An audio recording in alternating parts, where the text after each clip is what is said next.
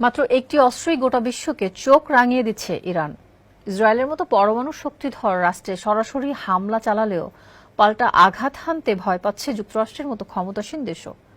এরই মধ্যে ইরানের বিরুদ্ধে আকাশসীমা ও ঘাঁটি ব্যবহারের অনুমতি দেবে না বলে জানিয়ে দিয়েছে মধ্যপ্রাচ্যের বিভিন্ন দেশ।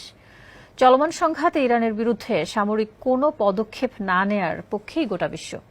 বিশ্বজুড়ে এমন ভীতি সৃষ্টির নেপথ্যে রয়েছে ইরানের নিয়ন্ত্রণে থাকা জলপথ হরমুজ প্রণালী।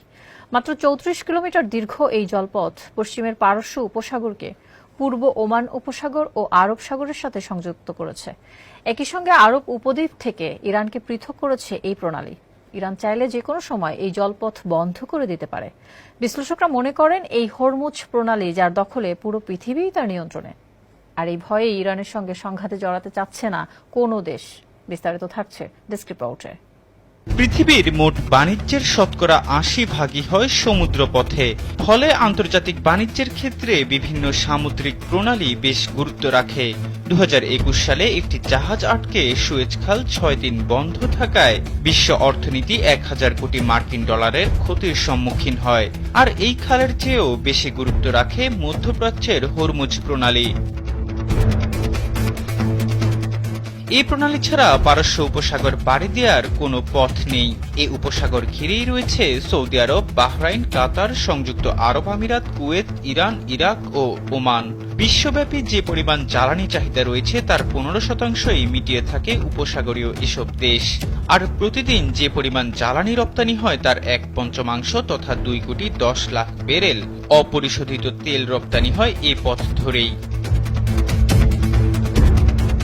বলা হয়ে থাকে উপসাগরীয় অঞ্চলে পৃথিবীর মোট জীবাশ্ম জ্বালানির প্রায় অর্ধেক সঞ্চিত আছে। পারস্য উপসাগরের নিচে এবং উপসাগরীয় এসব দেশে পৃথিবীর মোট প্রাকৃতিক গ্যাসের ৪০% জমা রয়েছে। এসব জীবাশ্ম জ্বালানি বিশ্বব্যাপী সরবরাহ করতে পাড়ি দিতে হয় হরমুজ প্রণালী। আর এই প্রণালী হয়েই এসব জ্বালানি মধ্যপ্রাচ্য থেকে এশিয়া, ইউরোপ, আমেরিকা সহ অন্যান্য অঞ্চলে পৌঁছে যায়। ফলে এই প্রণালী যদি বন্ধ করে দেয়া হয় তবে থমকে যাবে বৈশ্বিক অর্থনীতির চাকা। পারস্য উপসাগরের জ্বালানি ছাড়া বহু দেশের অর্থনীতি হোঁচট খাবে। চীনের ৪৫% জীবাশ্ম জ্বালানি আসে হরমুজ প্রণালী হয়ে। জাপানের ক্ষেত্রে এটি ৪৮% ও দক্ষিণ কোরিয়ার ক্ষেত্রে এটি ৩০%।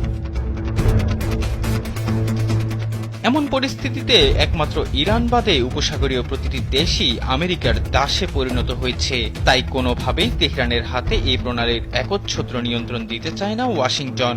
এমনকি গুরুত্বপূর্ণ এই নৌপথ রক্ষায় উপসাগর জুড়ে গড়েছে অসংখ্য সামরিক ঘাঁটি ও স্থাপন করেছে পঞ্চম নৌবহর।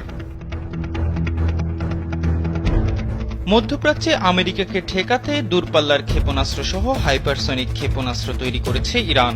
এমনকি মজুত রেখেছে বিপুল পরিমাণ জলমাইন, যাতে কোনো সংঘাত হলে মুহূর্তেই বন্ধ করে দেওয়া যায় গুরুত্বপূর্ণ এই হরমুজ প্রণালী। ইরান জানায় পশ্চিমা অবরোধের কারণে ইরান যদি তেল বিক্রি করতে না পারে তবে কোনো উপসাগরীয় দেশই তা করতে পারবে না। হয়তো এমন হুমকির কারণেই ইরানকে খুব বেশি খেপাতে চায় না আমেরিকা।